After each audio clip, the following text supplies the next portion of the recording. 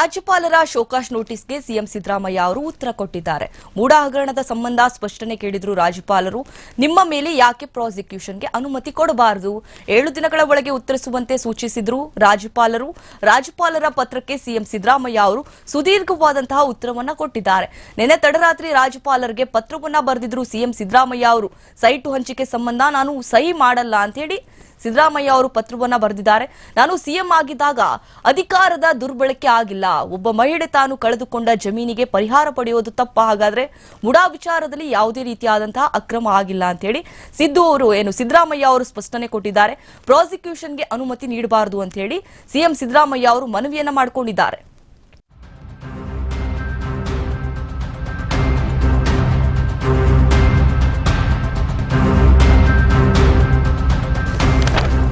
ರಾಜ್ಯಪಾಲರ show cause ನೋಟಿಸ್ಗೆ CM Siddaramaiah ಅವರು ಉತ್ತರವನ್ನ ಕೊಟ್ಟಿದ್ದಾರೆ. ಮೂಡ ಹಗರಣದ ಸಂಬಂಧ ಸ್ಪಷ್ಟನೆ ಕೇಳಿದ್ರು ರಾಜ್ಯಪಾಲರು.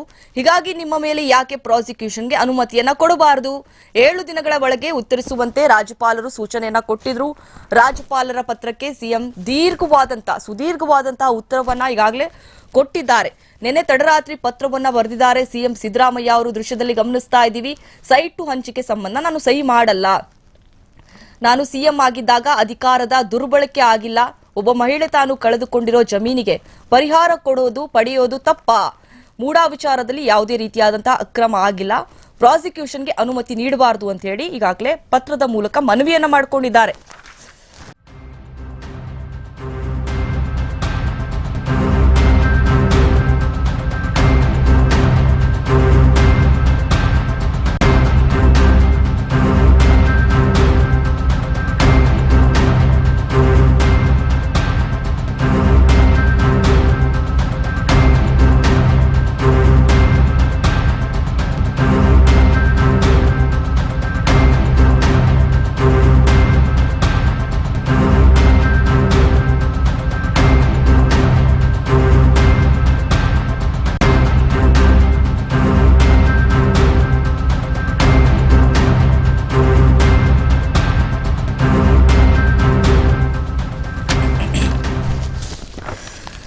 ಈಗಾಗಲೇ ಪ್ರಾಸಿಕ್ಯೂಷನ್ಗೆ ಅನುಮತಿ ನೀಡಬಾರದು ಅಂತ ಹೇಳಿ ಸಿಎಂ ಸಿದ್ದರಾಮಯ್ಯನವರು ಪತ್ರದ ಮೂಲಕ ಮನವಿಯನ್ನ ಮಾಡಿಕೊಂಡಿದ್ದಾರೆ. ದೃಶ್ಯದಲ್ಲಿ ಗಮನಿಸ್ತಾ ಇರಬಹುದು.